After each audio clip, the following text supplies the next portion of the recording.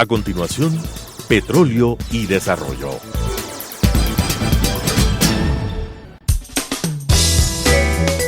Clasificación B, bajo supervisión de un adulto.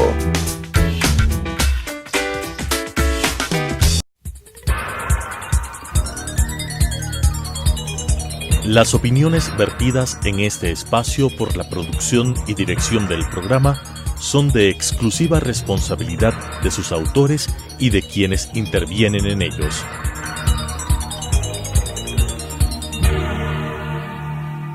Telesucesos Canal 29 UHF presenta Petróleo y Desarrollo, conducido por Henry Llanes, especialista en temas hidrocarburíferos y en los ámbitos de la política, la legislación, la contratación y la política económica. Petróleo y Desarrollo.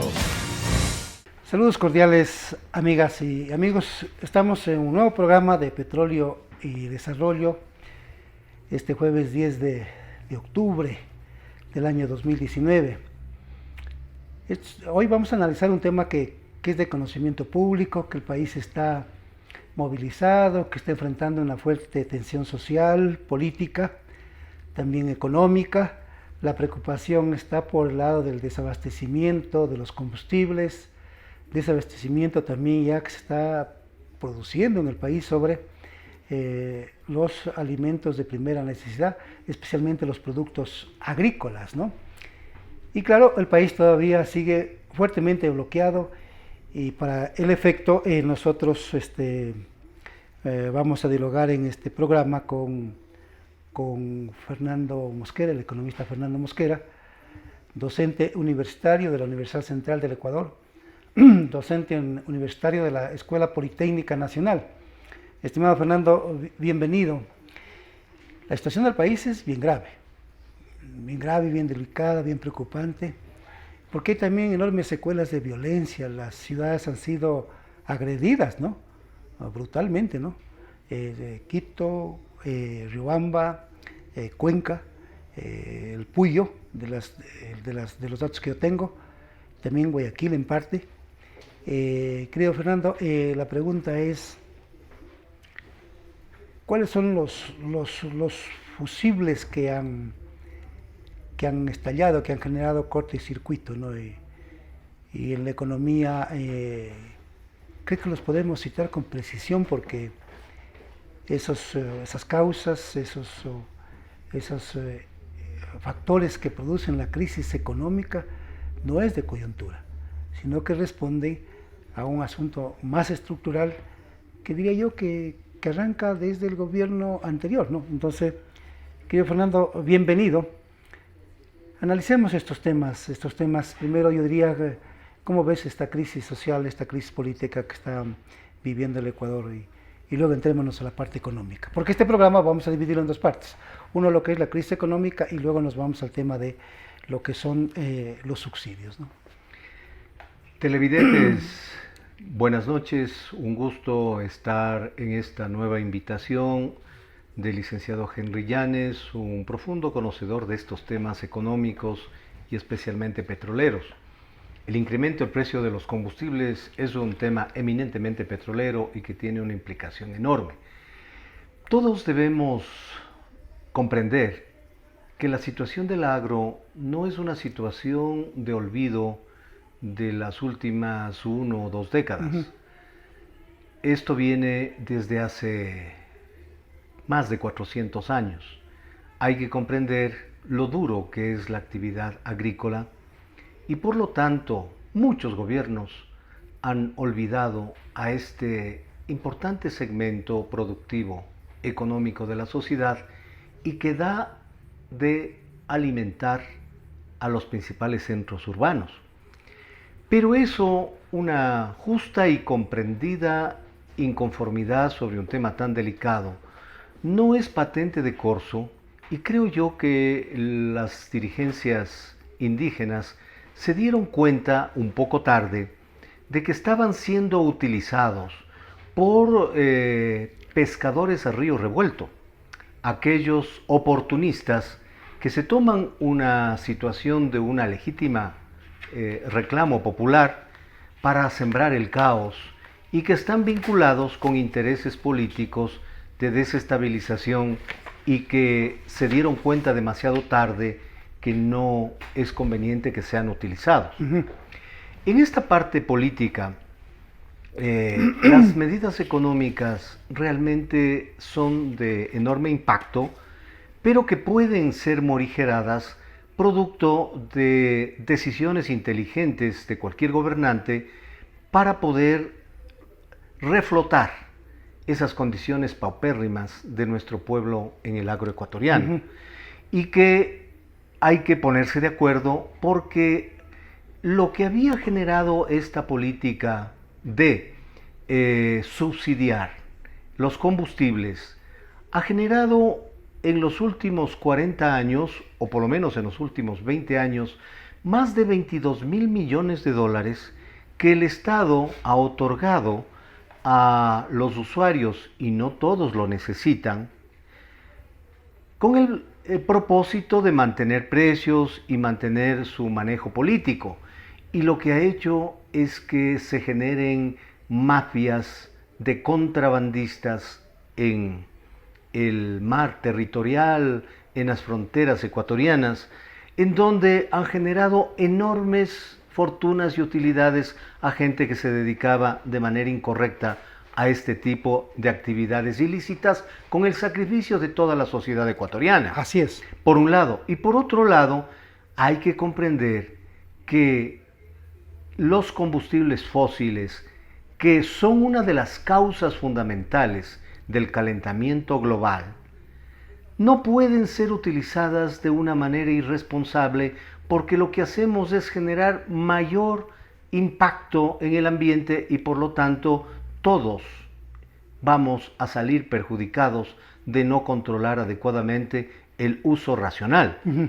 Imagínate que el anterior gobierno generó un impuesto verde que fue un saludo a la bandera, porque se suponía que iban a mejorar los combustibles, que iba a mejorar el control ambiental, y lo único que fue es a engrosar la gran cantidad de recursos para una obra pública que tiene reparos enormes en su calidad de construcción y especialmente en su precio, que generaron enormes utilidades a gente que en este momento está pescando a río revuelto, estos oportunistas de siempre de la política, y que han generado semejante condición tan terrible para el país. Claro, bueno, se dice que detrás de esto estaría Correa, detrás de estos móviles, y que parece que estos actores violentos de las calles, que parece que son parte de las milicias urbanas formadas por el correísmo, porque no olvides tú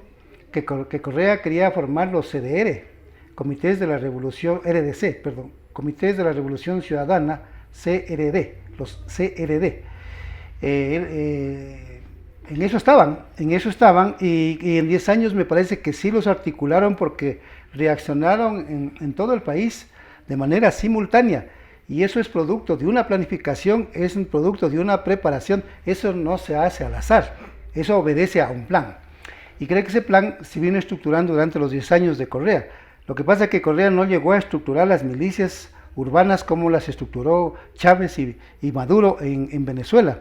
Solamente por mencionarte unos datos. En el caso de Venezuela, las milicias bolivarianas creadas por Chávez y por Maduro tienen una nómina o un personal reclutado de 500.000 personas que se distribuyen en toda Venezuela, y que están con motos y están preparados militarmente, con una visión y con una formación militar distinta de lo que son las Fuerzas Armadas, ¿no?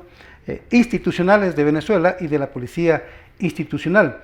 Estas 500.000 personas vinculadas a las milicias bolivarianas duplican el número de personas vinculadas a las Fuerzas Armadas enroladas en Venezuela, que de acuerdo a un dato que dio Fernando Carrión, que está publicado en un editorial del Diario del Comercio el martes 12 de febrero del 2019, él mencionó en ese editorial que estaban enroladas un número de personas a Fuerzas Armadas Bolivarianas 260.000, a la Guardia Nacional Bolivariana 70.000 y a la Policía Nacional Venezolana 30.000. ¿Ya? En cambio, el número de personas vinculadas a las milicias bolivarianas comprendían a un número de 500.000.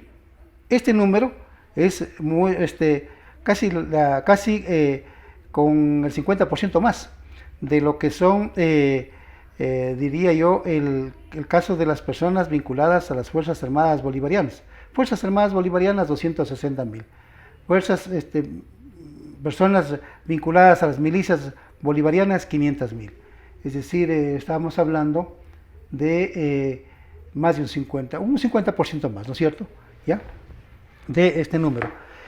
Esta formación militar bolivariana, formada por Cuba y por Venezuela, entiendo que también ha estado influyendo en el caso del Ecuador.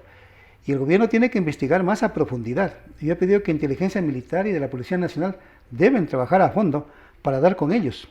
Porque ayer se produjo un incidente en Guayaquil, donde había la policía que estaba bloqueando, haciendo que no se entre a donde se dio la gran concentración de la gente convocada en Guayaquil por el exalcalde Jaime Nebozadi y por la alcaldesa Cintia Viteri.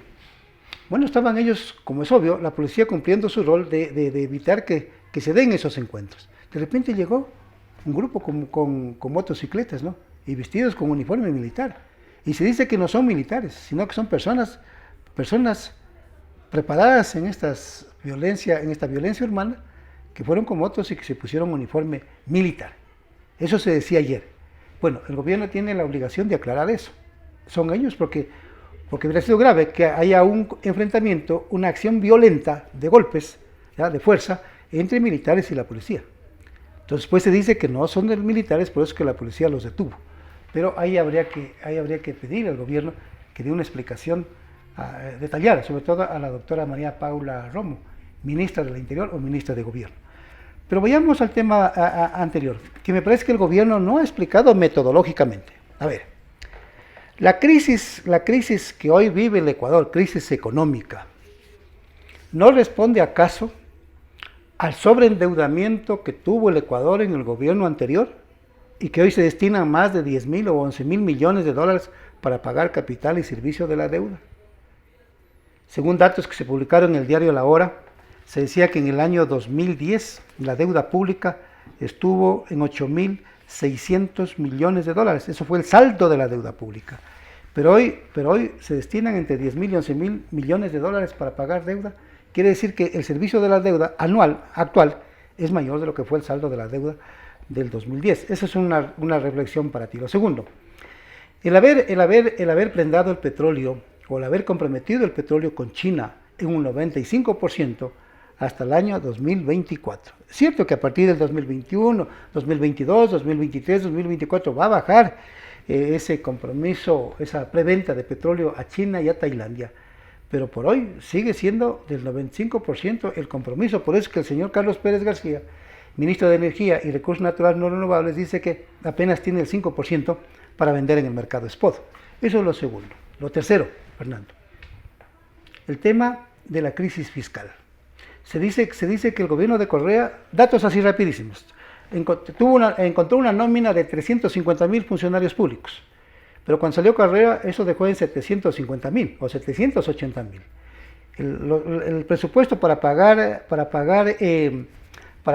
la nómina de los servidores públicos, cuando Correa asumió el poder, se dijo que era de 3.500 millones de dólares. Hoy se dice que son más de 9.000 millones de dólares, ¿no?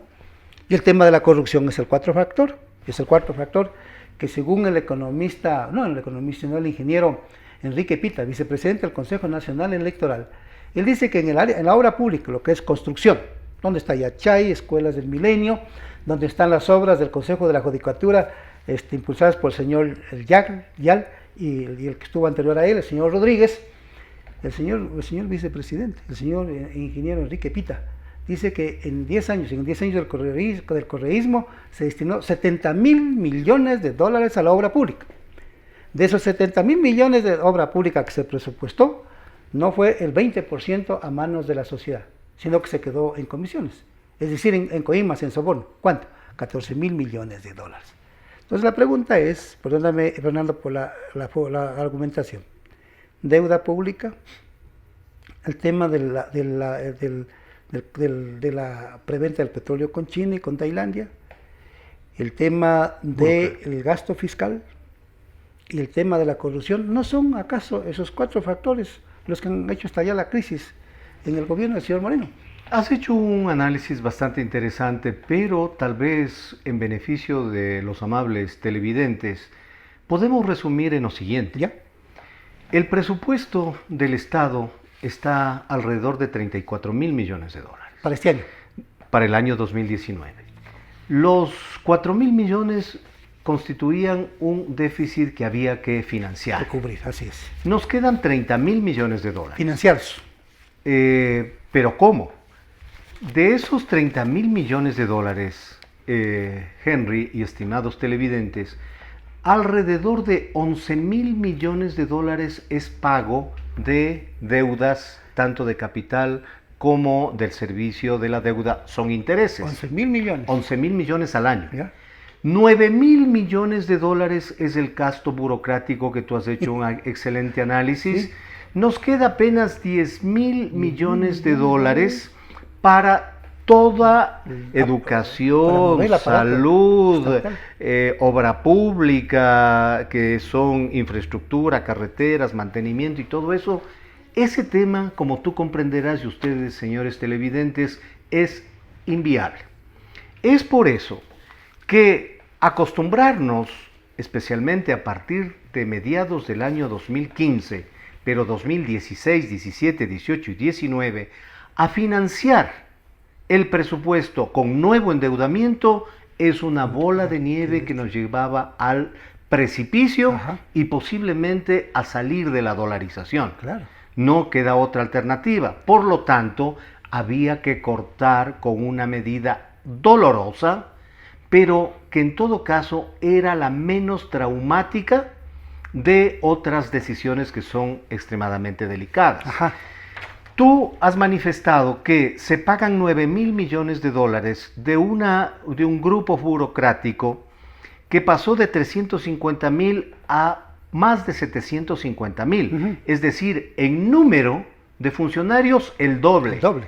Pero en valor, en sueldos que eran al comienzo más o menos 3.500 millones de dólares, a más de 9.000 millones de dólares, es tres veces el incremento de ese rol de pagos del Estado, en donde hay una gran cantidad de masa adiposa, que son los de mejores sueldos, que son posiblemente claro, los que encarecen esa nómina, dejando de lado funciones importantes como son seguridad, Fuerzas Armadas, interna y externa con policía y Fuerzas Armadas, médicos, enfermeras y profesores.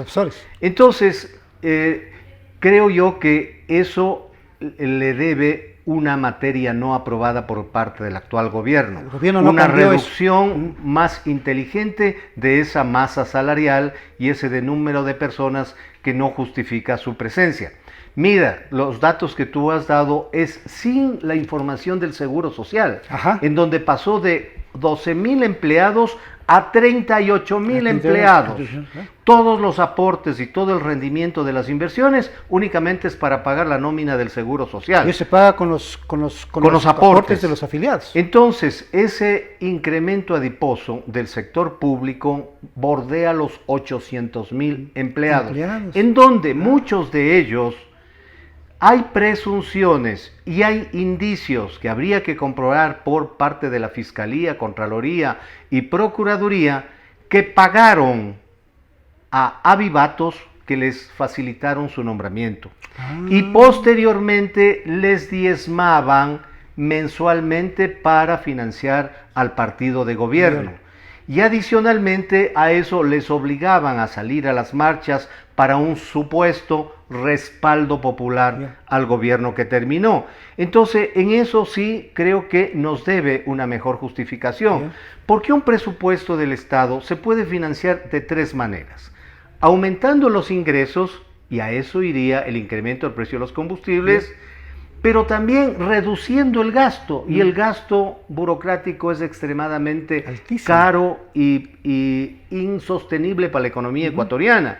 O una combinación de los dos, que es aumentando los ingresos y reduciendo los gastos, que permitiría una viabilidad financiera a futuro. Claro. Entonces yo sí creo que todavía los rezagos, y en esto si me permites hacer un análisis, de los 10 años del correísmo que estaban funcionando muy bien hasta el año 2014. El problema es el 2015, cuando baja el precio del petróleo, se elimina el 40% de aporte al IES, se comienza a endeudar para continuar la obra pública faraónica y que no es de la mejor calidad. Mira el trasvase que va de Guayaquil a Cuenca. Sí.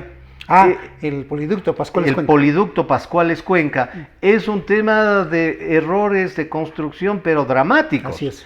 Entonces eso va a encarecer notoriamente para tratar de salvar una repotenciación de la refinería que construyendo una nueva nos costaba más barato, señores televidentes.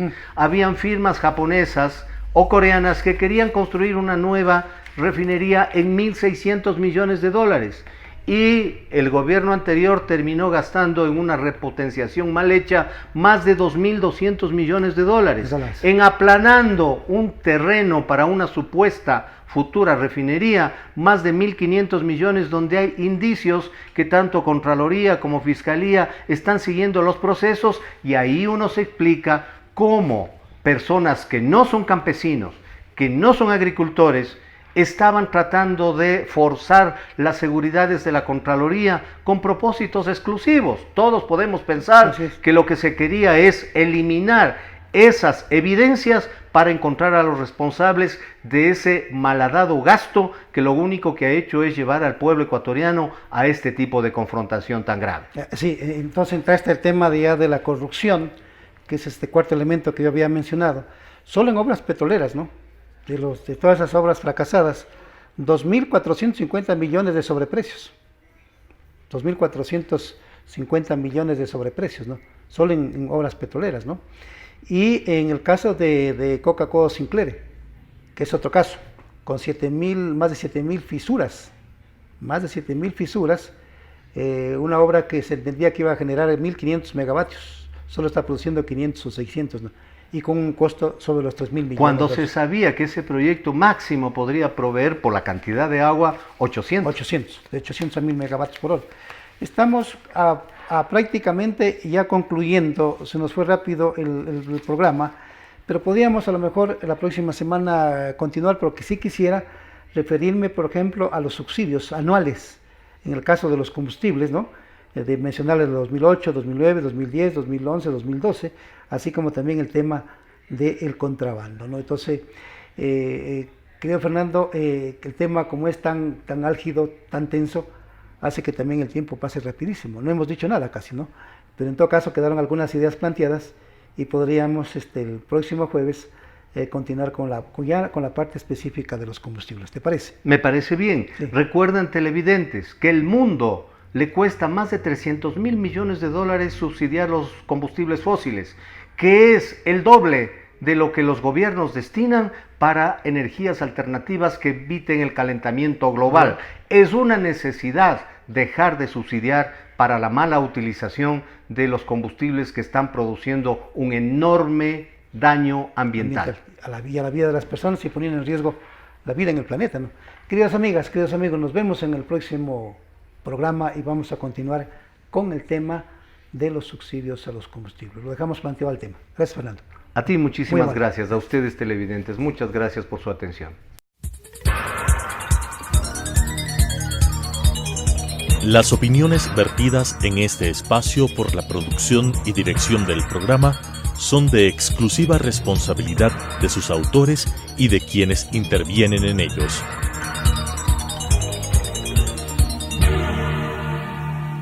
Telesucesos Canal 29 UHF presentó Petróleo y Desarrollo, conducido por Henry Llanes, especialista en temas hidrocarburíferos y en los ámbitos de la política, la legislación, la contratación y la política económica. Petróleo y Desarrollo.